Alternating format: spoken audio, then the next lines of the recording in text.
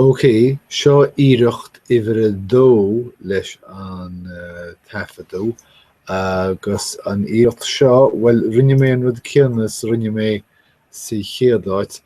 dúsáid mé youtube.com/my live events agus chu mé tríd an fústéis sin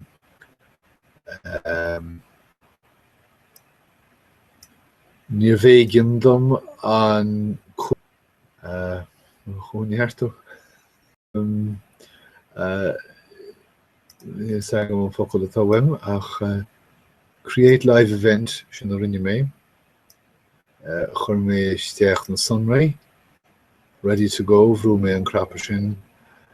a start broadcast rinne mé sin broadcasting bhrú mé okay